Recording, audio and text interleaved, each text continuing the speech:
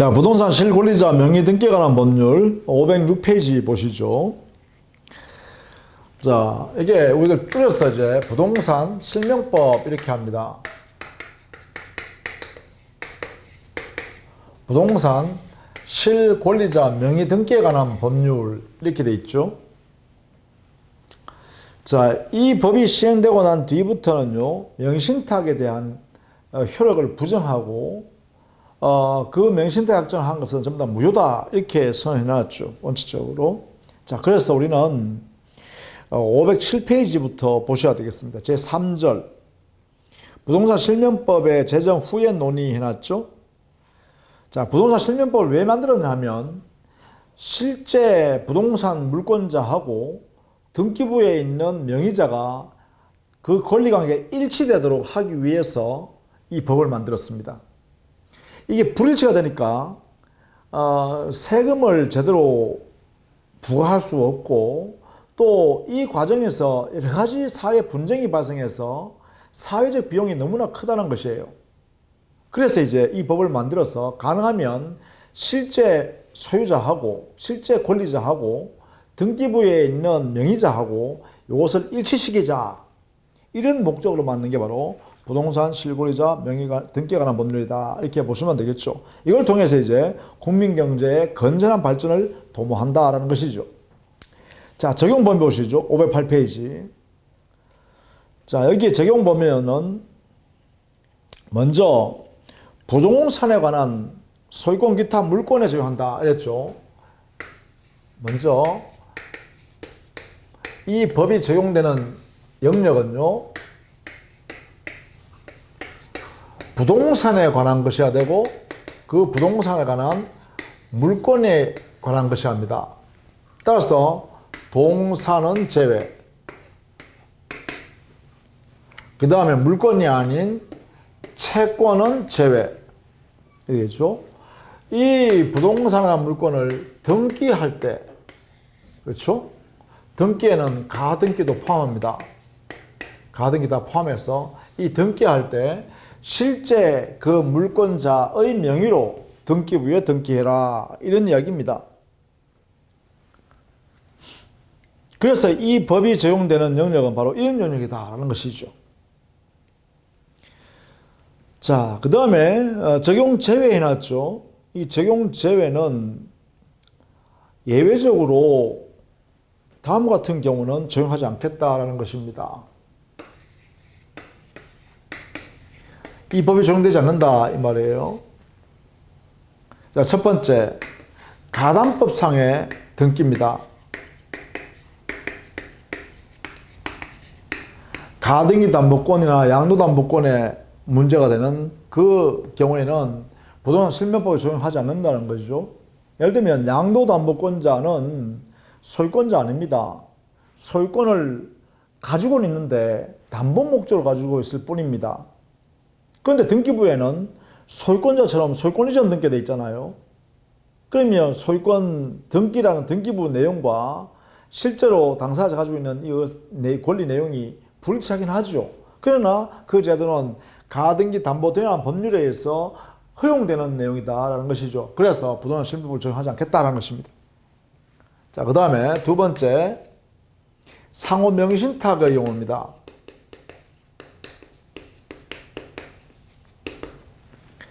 하나의 부동산, 한 필지의 부동산을 예를 들면요, 한 필지의 부동산을 당사자끼리는 특정된 부분에 각자가 소유권 취득하기로 했는데 그것을 등기부에는 공유하고 있는 것처럼 등기하기로 합의해서 등기부에는 공유 등기한 거예요.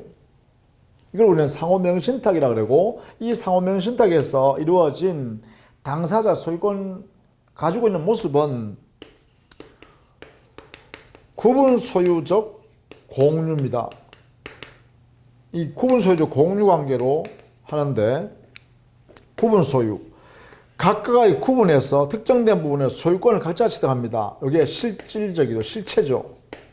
그런데 공유 관계인 걸로 등기부에는 등기를 이렇게 합니다. 실제는 각각을 구분해서 각자가 소유권 취득하고 있는데도 불구하고 등기부에는 공유로 등기하는 거예요. 이 공유를 등기하기로 합의하는 것을 우리는 명의신탁 약정이라고 한다. 상호 명의신탁이라 한다. 이거죠.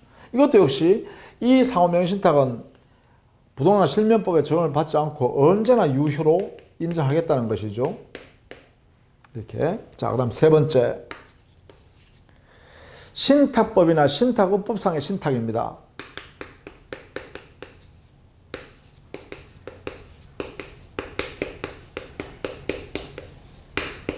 이 법, 신탁법이나 신탁업법상의 신탁인데요. 이것은 자산시장과 금융투자업에 관한 법률에 의한 신탁재산의 신탁입니다.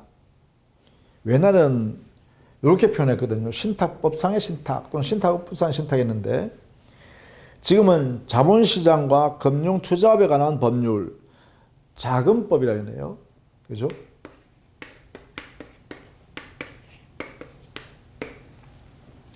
자본시장과 금융투자업에 관한 법률,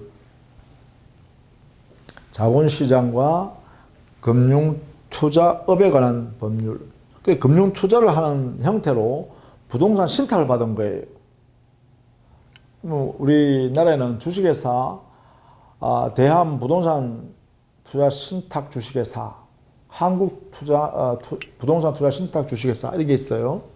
거기서 부동산을 신탁받아서 이렇게 운용 수익을 올리고 관리하기도 하고 처분 신탁도 하기도 하고 이렇게 한단 말이에요. 이런 거는 법규에서, 법 자체에서 이제 허용하는 것이다. 그래서 부동산 실명법 자체를 적용하지 않고 이 내용에 따라서 유효로 인정하겠다라는 것이고, 다만 적용은 되는데, 적용은 돼요. 이 법에 적용을 받아요. 적용을 받는데 다만 예외적으로 유효인 명의신탁이 되는 경우가 있어요. 이게 되는 경우가 있어요. 유효한 명의신탁이 허용되는 경우가 있어요. 예외적으로. 자, 어떤 경우에 그러냐 하면 우리 법상으로요. 종중의 명의신탁, 부부 사이의 명의신탁,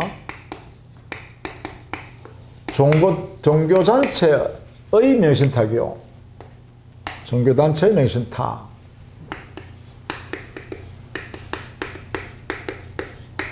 이것은 탈법 의도가 없으면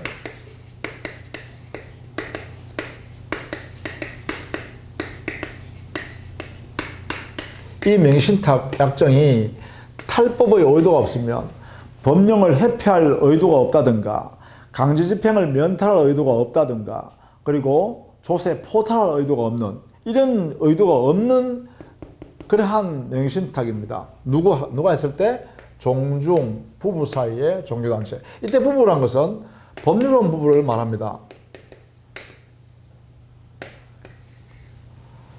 그래서 사실혼 부부에서 법률론 부부가 되면 그때 법률론 부부 한 대가 된 때로부터 장래적으로 유효가 된다 해야 되겠죠. 이렇게 해석합니다. 자, 그렇지 않으면 이러한 경우가 아니라면 명의신탁 약정은 무효가 됩니다. 509페이지에 3번. 자, 원칙. 이 법이 적용되면 명의신탁 약정은 무효가 됩니다. 명의신탁 계약은 무효가 된다. 그러면 이 명의신탁 약정에서 명의수탁자 앞에 등기, 자, 약정 계약 당사자는 명의신탁자와 명의수탁자가 당사자가 됩니다. 계약 당사자, 약정 당사자는 신탁자와 수탁자, 부탁한 사람, 그리고 등기부에 이름 있는 사람, 수탁자. 그럼 명의수탁자의 등기, 이 등기는 원칙 무효인 등기가 되겠죠. 그럼 무효인 등기가 되어버리면 이 명의수탁자는 물권을 취득할 수 없겠죠. 물권 취득이 안 된다. 이 말은 물권 변동이 무효란 뜻이겠죠. 3대 무효입니다. 이렇게.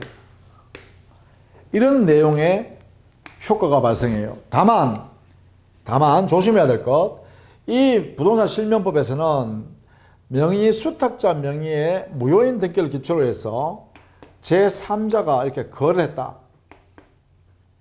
자, 명의 수탁자와 제3자가 무효 등기를 근거로 해서 거래를 했다라고 하면 이 제3자는 선이든 악이든 관계없이 선악 불문하고, 즉 이 말은 제3자가 명의 수탁자라는 사실을 몰랐던 알았던 관계없이 이 사람은 그 물건을 취득합니다. 취득해버린다. 이렇게요. 그래서 제3자를 선악 불문하고 보호한다라는 것을 꼭 알아두셔야 됩니다. 이렇게 물건을 인정받는다. 이 법에서 강제로 인정합니다. 그래서 우리는 부동산 실명법에 있는 규정, 이 규정은 효력 규정입니다. 이 규정에 따라서 효력이 그대로 발생합니다. 무효, 이런 내용들이 그대로 발생한다. 이렇게 정리하시면 되겠죠. 자, 이 부분이 거기에 509페이지에 동그라미 3번 명의신탁 약정의 효력, 양갈로 1번, 2번, 3번, 특히 양갈로 2번, 양갈로 3번 이렇게 연결하시면 되겠죠. 자, 이렇게 했을 때 이 명의신탁 약정에 의하여 거래가 이루어지는 모습을 우리는 정리해보자 라는 것입니다. 그 첫 번째가 양자 간의 명의신탁, 이자 사이의 명의신탁.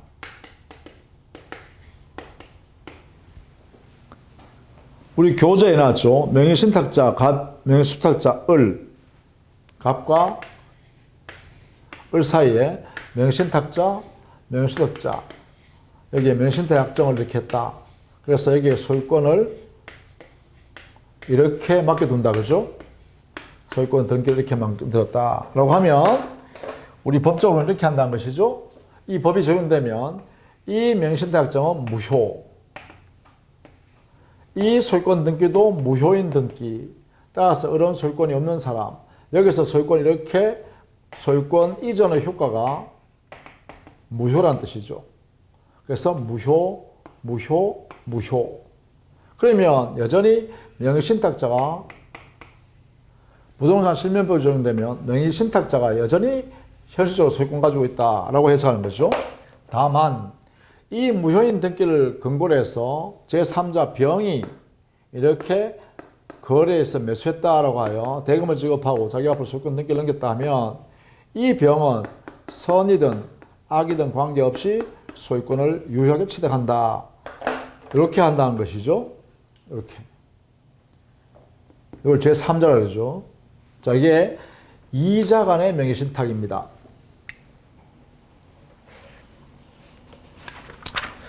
자, 그 다음에 510페이지 3자 간의 명의신탁을 보시죠.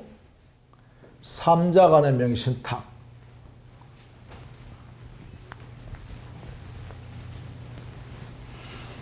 중간생략형 명의신탁이라고 하죠.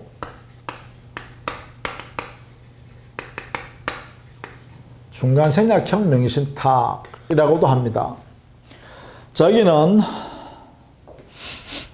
갑이 명의신탁자, 을이 명의수탁자, 제3자 병 이랬네요.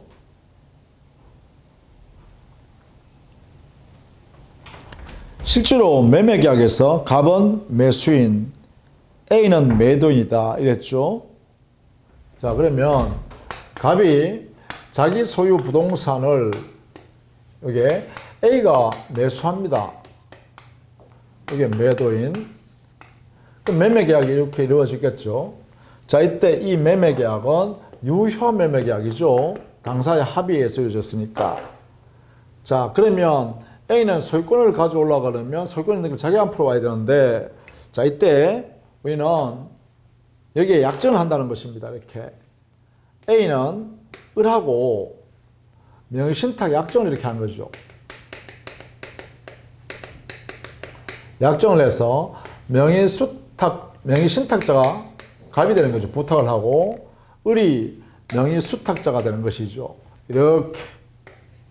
그러면 갑은 명의수탁 약정이 되었으니까 A는 갑한테 가서 소유권 등기를 나한테 넘겨줄 것을 을한테 넘겨달라 이렇게 해서 갑의 을한테 이렇게 소유권 이전 등기를 이렇게 하겠죠. 그래서 명의수탁자가 소유권 등기를 가졌다 이렇게 되겠죠. 자, 이때 우리는 매매계약은 유효하나 명의신탁약정은 무효이죠.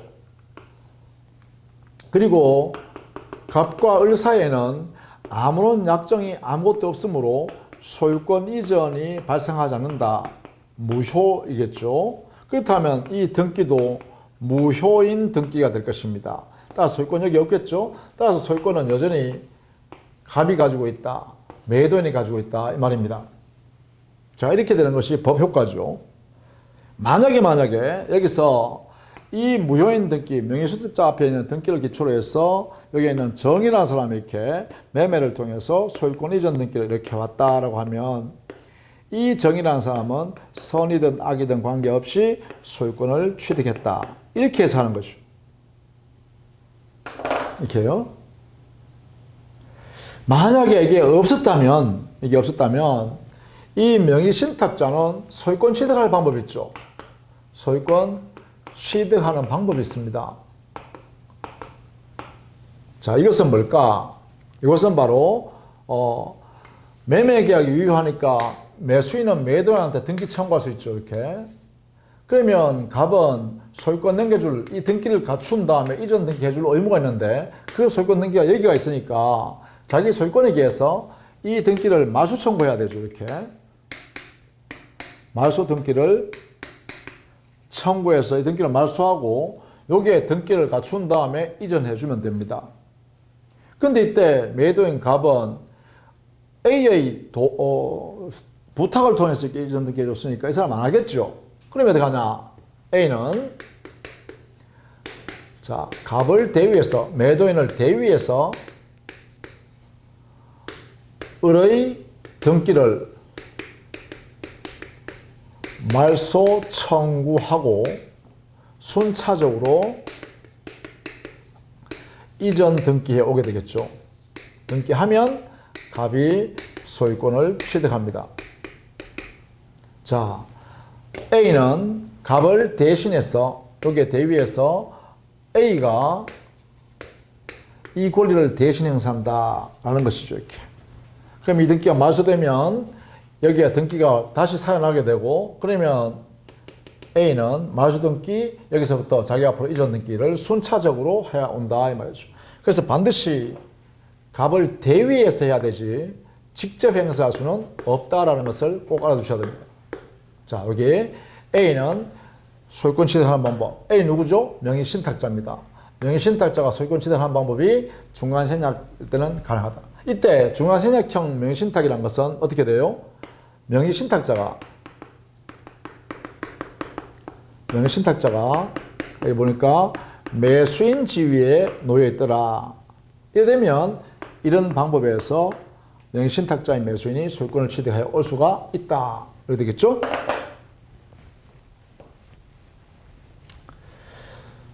자, 그 다음에는 계약명의신탁, 위임형 명의신탁 이렇게 하는데 계약명의신탁 한번 보시죠. 명의신탁자 갑이 매도인 A가 있는데 을이 명의수탁자 매수인이 됩니다. 그것을 제3자한테 병한테 판다 이렇게 놨죠. 자, 여기는 그 그림을 그대로 그려보면 이렇습니다. 자, 여기에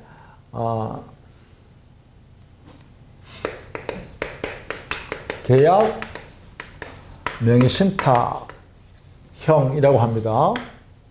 자, 여기는 매도인이 A입니다. A가 갑에게 매도인 A입니다. 자, 그런데 갑이라는 사람이 이 A 소유 부동산을 사고 싶은 거죠. 근데 자기가 직접 살 수 없으니까 을에게 명의신탁을 통해서 대금을 약정을 해서 대금을 지급할 테니까 명의 너희 이름으로 좀 사달라 이렇게 했죠. 그럼 이때는 여기에 명의 신탁자가 되고 얘가 명의 수탁자가 되겠죠. 그래서 여기에 합의가 됐으니까 여기에 자금을 제공해 줍니다. 이렇게 넘겨주는 거죠. 이렇게. 그래서 명의 수탁자가 매수인 지어야 되는 거죠. 매수인에서 매도인과 매매 계약을 이렇게 체결합니다. 그렇다면 이 매매 계약은 원칙적으로 유효한 매매 계약이죠. 당사자 합의가 이루어졌으니까. 그러면 당연히 여기에서 명의 수탁자인 매수인 을에게 소유권 등기 이전이 이루어지겠죠. 자, 이때 만약에 여기에 이 매도인, 즉 명의 수탁자와 거래한 상대방인 매도인이 이 명의 수탁자한 사실을 모르고 팔았다라고 해보세요. 그럼 몰랐다, 모르는 선의 매도인에서 매매계약을 했다라고 하면 이 매매계약이 유효할 뿐만 아니라 소유권 이전도 유효하다 이래 되겠죠. 그렇다면 여기에 매수인인 명의 수탁자는 소유권을 유효한 매매계약을 기해서 등기 전까지 갖추었으니까 186조에서 소유권을 취득하게 되겠죠. 취득 인정이 되겠죠. 소유권자가 의뢰돼 버립니다. 자, 이때 이 명의신탁 약정은 무효이죠. 무효임에도 불구하고 재산 준 이거 자금 있죠, 자금. 이 자금은 여기에 명의수탁자가 여기에 수령한 자금 받은 만큼은 이게 부당이득이 되어버리죠. 왜냐하면 무효임에도 불구하고 이득을 봤으니까요. 그러면 당연히 여기에 명의신탁자는 명의수탁자 부당이득 자금에 대해서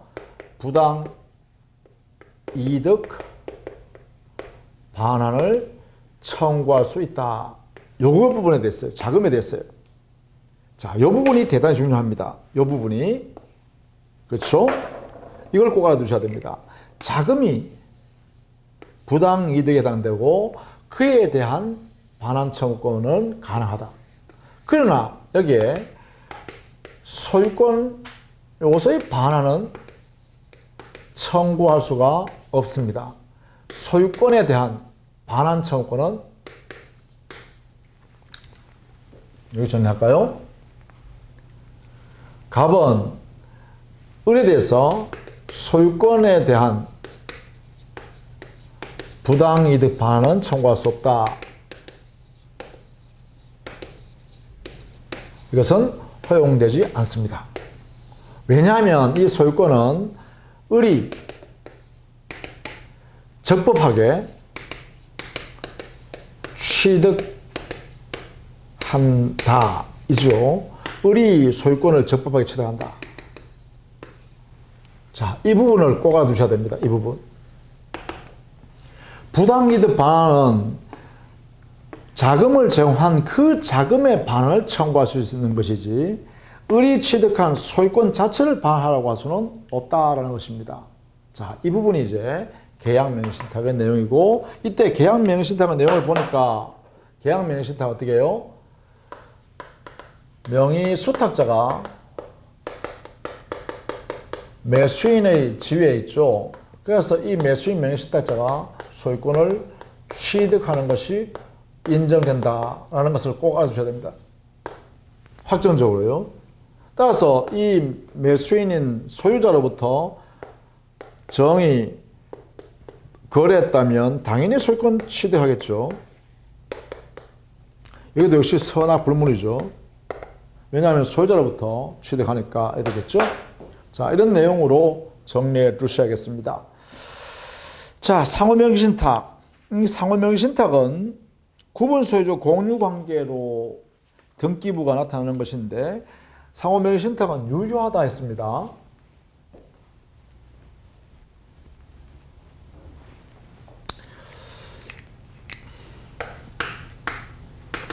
상호명의신탁을 하게 되면 신탁약정에 의해서 구분 소유적 공유로 나타난다. 여기는 공유관계, 등기상에는 공유로, 실체는 구분 소유관계로 나타납니다. 상호 명의신탁을 이용하여. 이건 어떤 거냐 하면 이렇게 되겠죠. 자, 이 한 필지 소유권입니다. 소유권 한 개. 그런데 당사자가, 자, 갑이라는 사람과 을이라는 사람이 이 소유권을 병으로부터 살 때, 뭐, 예컨대 똑같이 산다 해볼까요? 그리고 면적을 똑같이 산다 해보죠. 이렇게 해서, 여기는 갑이 소유권을 취득하기로 하고, 여기는 을이 소유권을 취득하기로 했어요. 이렇게. 그래서 둘이가 똑같은 대금을, 뭐, 5억씩 내서 10억에 이 한 필지 토지 소유권 한 개 샀습니다. 그러면, 각자 소유권을 이렇게 가져가기로 했으면, 여기 분필 내서 갑 소유권 등기, 을 소유권 등기 이렇게 하면 되죠. 그런데 실제로 당사자 갑과 을 합의로 특정 부분에 각자 갑 소유, 을 소유 이렇게 합의했습니다. 다만 합의 내용에 등기부에는 갑과 을이 2분의 1 공유로 합의한 거예요. 이 두 가지를 함께 나타내고 있는 거죠. 그래서 이쪽 부분은 갑이 취득하고 이쪽 부분은 을이 취득하기로 각자 정했는데 등기부에 등기할 때는 갑과 을이 2분의 1 공유로 하기로 등기상에 공유 등기를 이렇게 하기로 했다는 것이죠. 그러면 실제로 내부적 이건 뭐예요? 갑과 을 사이에서는 언제나 각자 소유입니다. 각자 단독 소유죠. 소유권 단독입니다. 그렇죠? 이 부분은 갑이 소유권 갖는 거고 이 부분은 을이 소유권 갖는 거고 내부적으로 냈습니다. 그런데 외부적으로는 어떻게 해야 될까요? 외부적으로는 등기를 보고 알죠. 그러니까 여기는 갑과 을이 각 2분의 1로 공유로 취급하는 거죠. 그래서 어떤 법률 관계가 내부 관계인 갑과 을 사이에서 발생하는 관계라면 각자 소유로 해석해서 해결하면 되고, 외부 관계, 즉 제3자와 관계, 제3자와 갑과 을 사이 관계, 이렇게 관계가 이루어질 때는 이때는 우리는 외부 관계를 한다. 이 외부 관계에서는 이때는 공유로 취급해야 된다. 공유, 2분의 1 공유로. 공유 지분권을, 갑도 공유 지분권을, 을도 공유 지분권을 제3자한테 행사하는 거죠.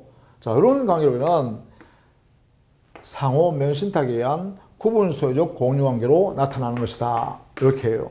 그래서 실제로는 한 개의 물건일 뿐입니다. 그런데 다 자기들끼리 사이에는, 갑과 을 둘이 사이에는 뭐예요? 특정된 부분에 두 개 각각의 물건의 소유권자가 되어 있죠. 근데 등기부는 또 어떻게 돼요? 공유로 등기되어 있는 거죠. 그래서 이걸 구분 소유하는 상태에서 공유로 등기한다. 이렇게 표현하는 것이죠. 자, 이런 내용을 그대로 인정하겠다라는 것이 바로 상호명신탁 관계다. 이렇게 이해하시면 되겠습니다. 자, 이렇게 해서요, 부동산 실명법에 관한 내용을 정리했습니다. 다음 시간에는 주택임대차 보호법과 상업임대차 보호법을 순차적으로 또 정리하도록 하겠습니다. 자, 수고했습니다.